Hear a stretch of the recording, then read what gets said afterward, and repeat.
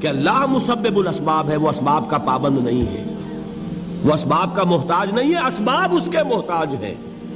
اگر یہ یقین ہے تو اللہ پر ایمان ہے، یہ نہیں ہے تو تمہارا ایمان اسباب پر ہے، وسائل پر ہے، ذرائع پر ہے، مادیات پر ہے، اللہ پر نہیں۔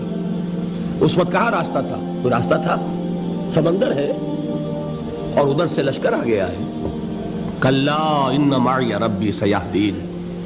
اب دیکھیے ایمان کہہ دینا آسان ہے، ہوا معکم اینما کنتم، جہاں کہیں بھی تم ہوتے ہو اللہ تمہارے ساتھ ہوتا ہے، لیکن اس کا یقین قائم ہو جائے تو زمین و آسمان کا فرق واقع ہو جائے۔ یہی بات ہوئی حضور کے ساتھ۔ غار ہے، چھپے ہوئے ہیں محمد الرسول اللہ اور آپ کے وہ یار غار ابو بکر صدیق رضی اللہ تعالی عنہ۔ اقبال نے حضرت ابو بکر کی شان میں چند اشعار کہے صرف، لیکن واقعہ یہ ہے کہ بھاری بھاری نظموں پر اور قصیدوں پر بھاری ہے، طویل ترین نظمیں اور قصیدے ہوں ان پر بھاری ہے۔ ہمتیں ابو بکر کی ہمت جو ہے، کشت ملت را جو ابر، جیسے بارش سے کھیتی اپجتی ہے، ابو بکر کی ہمت اور عزیمت اس امت کو اسی طرح سینچنے والی ہے۔ ثانیے اسلام و غار و بدر و قبر، وہ دوسرے تھے اسلام میں، دوسرے پہلے کون تھے؟ انا اول المومنین، حضور فرماتے ہیں سب سے پہلا ایمان لانے والا میں، دوسرے ابو بکر۔ ویسے ہمارے ہاں یہ چلتا ہے اختلاف، حضرت علی پہلے ہیں کہ حضرت ابو بکر پہلے ہیں، لیکن اس میں بڑی خوبصورت تطبیق قائم کی ہے علماء نے اور بہت صحیح ہے۔ چار کے بارے میں فیصلہ ہی مت کرو کہ کون پہلے ہے، ان کی ایک عجیب تقسیم کر دی ہے۔ آزاد مردوں میں، بالغ مردوں میں سب سے پہلے ابو بکر، بچوں میں سب سے پہلے علی، خواتین میں سب سے پہلے خدیجہ، اور غلاموں میں سب سے پہلے زید ابن حارثہ۔ بڑی پیاری تقسیم ہے، یہ چاروں ہی پہلے ہیں، ہر ایک کے لیے اولیت ہے۔ اور واقعہ یہ ہے کہ اگر زمانی اعتبار سے تعین ہوگا تو پہلے خدیجۃ الکبریٰ آئیں گی رضی اللہ تعالی عنہ۔ کسی اور سے بات کرنے کی نوبت بعد میں آ سکتی ہے، پہلے تو اہلیہ محترمہ سے بات ہوئی، آتے ہی پہلی وحی ہوئی ہے، ابھی تبلیغ کا حکم نہیں تھا۔ کس کو بتایا واقعہ؟ ابھی اپنی نبوت کی تبلیغ کا تو حکم ہی نہیں آیا۔ واقعہ کس کا ہے؟ وہ خدیجہ کا ہے۔ جب کہا ہے کہ خشیت علی نفسی، مجھے اپنی جان کا اندیشہ ہے، تو کیا جواب دیا خدیجہ نے رضی اللہ تعالی عنہا؟ وہ صدیقۃ الکبریٰ ہے۔ صدیقات جو ہے خواتین، ان میں چوٹی پر خدیجۃ الکبریٰ ہے رضی اللہ تعالی عنہا، اور صدیق جو مرد ہیں ان میں صدیق اکبر ہے ابو بکر صدیق رضی اللہ تعالی عنہ، لیکن صدیقات میں چوٹی پر۔ جب حضور نے فرمایا خشیت علی نفسی، کیا فرمایا؟ کیا عرض کیا؟ کیسے تسلی دی؟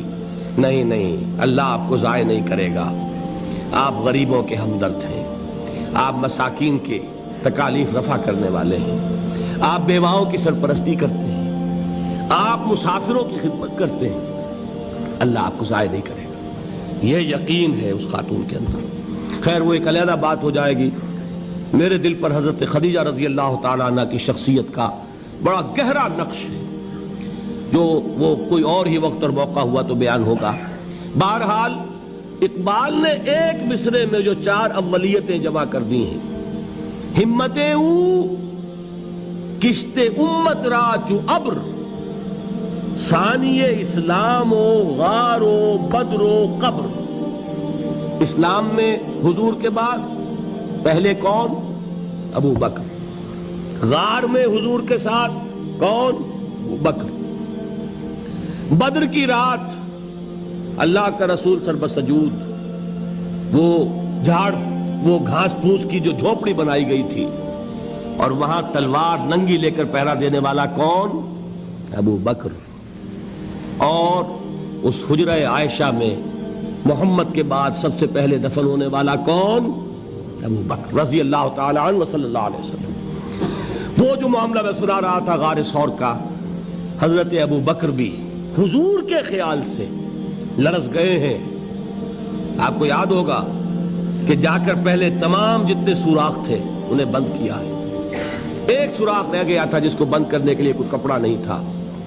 وہاں اپنی ایڑی رکھی ہے. تب کہا ہے حضور سے تشریف لائیے, اور اپنے زانو پر حضور کو لٹایا ہے. اور وہاں کسی موذی جانور نے کاٹا ہے. حضور کی آنکھ لگ گئی تھی. اس وقت اس بل کے اندر جو بھی بچھو ہے کیا ہے واللہ عالم, اس نے کاٹا ہے. اس کی تکلیف کی وجہ سے ابو بکر کی آنکھوں سے آنسو ٹپک گئے. حضور کے چہرے مبارک پر پڑے ہیں تو حضور جاگے ہیں, معاملہ کیا ہے. ایڑی نہیں ہٹائی وہاں سے, مبادا وہ جانور وہاں سے نکل کر محمد الرسول اللہ کو کوئی گزن پہنچا دے. ابو بکر کی ایڑی ہے, جس طرح چاہے کھا لے, ختم کر دے, جان نکل جائے تب کوئی آنچ آئے محمد پر تو آئے, لیکن جیتے جی نہیں.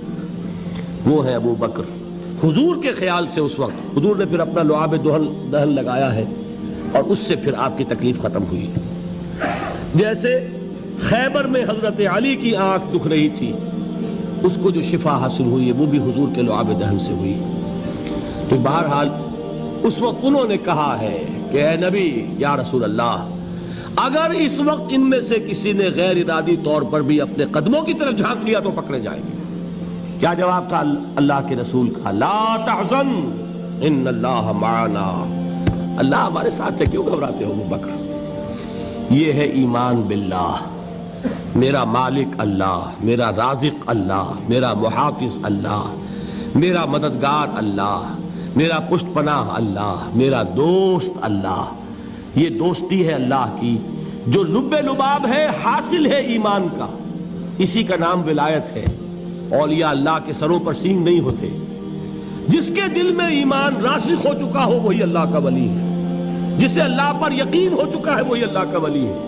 جسے یقین ہے اللہ میرے ساتھ ہے, میرا مددگار, میرا پشت پناہ, میرا ساتھی, میرا دوست, میرا محبوب, میرا محب. اللہ اہل ایمان سے محبت کرتا ہے. واللہ یحب الصادقین. ان اللہ یحب الذین یقاتلون فی سبیلہ صفا کانہم بنیان مرصوص. اللہ محبت کرنے والا, اہل ایمان محبوب, اور اہل ایمان محبت کرنے والے اللہ محبوب. والذین آمنوا اشد حبا للہ. آپ تصور کیجئے جسے یہ رشتہ ایمان یا رشتہ ولایت حاصل ہو جائے, الا ان اولیاء اللہ لا خوف علیہم ولا هم یحزنون.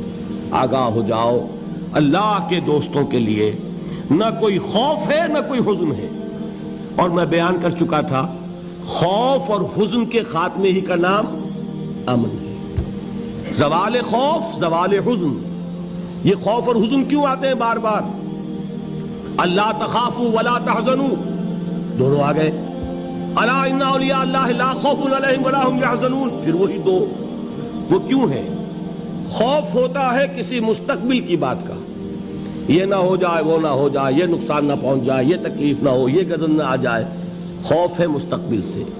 حزن ہے یہ کیوں ہوا, یہ نہیں ہونا چاہیے تھا, یہ میرا فلاں چیز میرے ہاتھ سے جاتی رہی ہے, فلاں موقع نکل گیا, اب بیٹھے ہوئے ہیں اندر ہی اندر کڑ رہے ہیں, صدمہ ہے اور رنج ہے. اور جو اللہ پر ایمان رکھتا ہے وہ جانتا ہے ما اصاب من مصیبت فی الارض ولا فی انفسکم الا فی کتاب من قبل ان نبرأها ان ذلک علی اللہ یسیر لکی لا تعصوا علی ما فاتکم ولا تفرحوا بما آتاکم واللہ لا يحب کل مختال فخور. اس زمین میں یا تمہاری جانوں میں کوئی تکلیف, کوئی مصیبت نہیں آ سکتی سوائے اس کے کہ جو اللہ نے لکھ دی ہو, اس سے پہلے کہ وہ ظاہر ہو. جس کو یہ حقیقت معلوم ہو گئی اس کو یہ طرز عمل اختیار کرنا چاہیے. جو چیز چھن جائے, جاتی رہے, چھوٹ جائے, اس پر افسوس نہ کرو. کس نے چھینی؟ دوست نے. دوست کے فیصلے پر شکایت. دوستی کو بٹا لگا رہے ہو, سرے تسلیم خم ہے جو مزاج یار میں آئے. اگر دوستی ہے تو پھر تو تمہیں گردن جھکانی چاہیے کہ ہر چہ ساقی ماریخت عین الطافست, جو بھی میرا ساقی میرے پیالے میں ڈال دے اس کا کرم ہے. جو اس کی طرف سے آئے اس پر کوئی رنج نہیں, کوئی صدمہ نہیں, کوئی غم نہیں, کوئی شکایت نہیں, کوئی شکوہ نہیں. اور جو ہوگا وہ اس کے اذن کے بغیر نہیں ہوگا, اور اس کا اذن ہوگا تو یقیناً میرے لیے خیر ہی خیر ہے, چاہے وہ ناگوار شے ہو, بظاہر مجھے اچھی نہ لگ رہی ہو، میری شارٹ سائٹڈنس میں مجھے وہ نظر آ رہی ہے کہ میرے لیے بری ہے، لیکن قرآن نے کہا ہے عسیٰ ان تکرہوا شیئا وہو خیر لکم وعسیٰ ان تحبوا شیئا وہو شر لکم واللہ یعلم وانتم لا تعلمون۔ ہو سکتا ہے تم کسی چیز کو ناپسند کرو درحال ہے کہ اسی میں تمہارا خیر ہو، اور ہو سکتا ہے تم کسی چیز کو پسند کرو درحال ہے کہ اس میں تمہارا شر ہو۔ اللہ جانتا ہے، تم نہیں جانتے۔ جب مجھے یہ بات معلوم ہو گئی، میں نے اپنا معاملہ اللہ کے حوالے کیا۔ سپردم بے تو مایا خیش را تو دانی حساب کم و بیش را، اے رب جو تو چاہتا ہے وہ ہو، تیرے علم میں جو شے میرے لیے خیر ہے وہ ہو جائے، میری کوئی پسند نہیں، میری کوئی چاہت نہیں۔ یہ ہے راضی برضائے رب۔